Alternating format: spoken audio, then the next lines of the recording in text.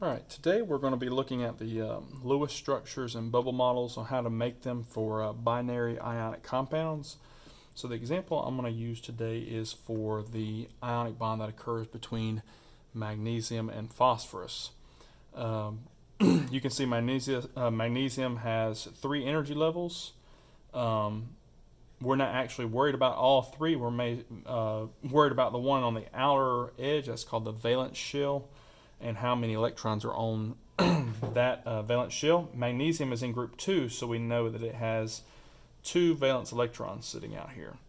Phosphorus, on the other hand, it also has 3 energy levels, but on its outer shell it has 1, 2, 3, 4, 5 valence electrons.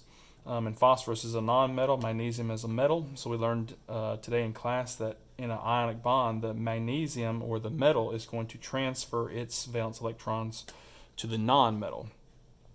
By doing so, magnesium is able to satisfy the octet rule by giving those 2 electrons away. When it gives them away, it's going to drop down to an energy level that is filled. And we see right here, when it does that, you get 1, 2, 3, 4, 5, 6, 7, 8. And that satisfies its octet. It's happy.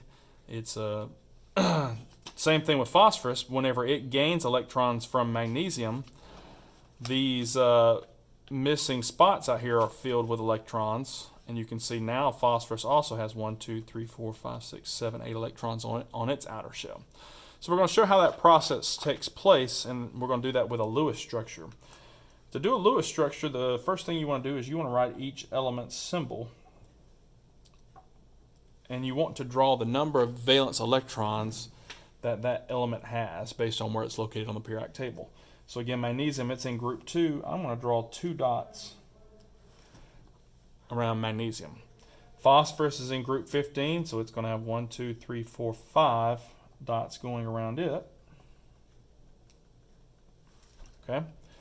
And what we want to try and do is make sure that all the dots that are from my metal have been given to phosphorus, so that way phosphorus has 8 electrons around it, and magnesium is empty, symbolizing that it has dropped down an energy level that is filled.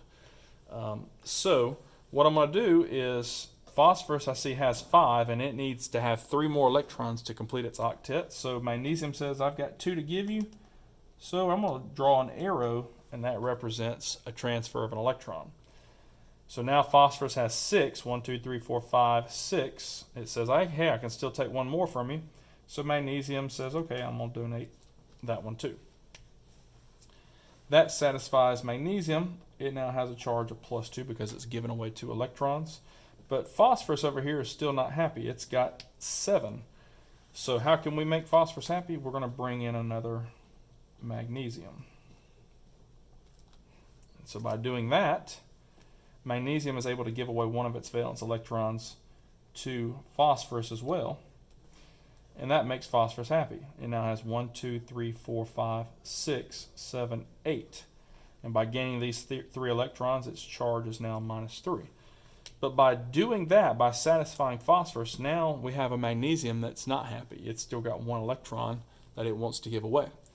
So what we need to do is let's bring in another phosphorus. We're going to draw phosphorus again with 5 valence electrons on its outer shell.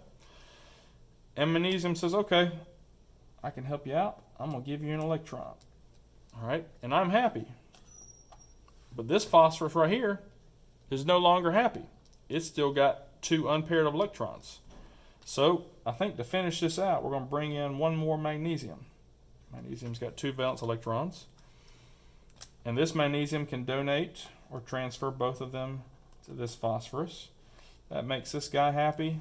And magnesium is happy because it was able to give away its 2 electrons. So what we have here, to make sure our structure is correct, we want to check our balance of charges. Over here we've got 3 magnesiums, and if we add all of these up, we get a charge of +6. And over here with phosphorus, we got 2 phosphorus, each with a -3 charge. So add that together, that would be -6. So we have +6 over here and -6 over here. So that cancels out, so we know our structure is sound. And we get that from doing the formula that we learned about in class. The little trick we learned about crisscross applesauce. If we know the charge of magnesium is +2, and we know the charge of phosphorus as an ion is -3, we can crisscross our charges and they become what we call subscripts.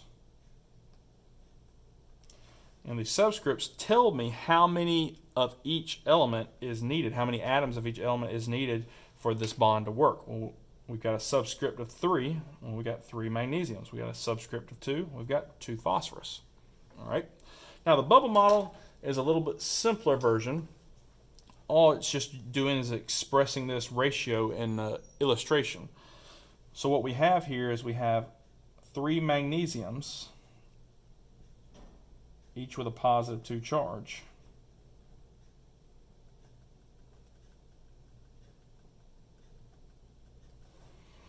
Now, the magnesium that we see right here as an ion, remember, it's going to be smaller than its original form because it gave away its 2 electrons and dropped down the energy level.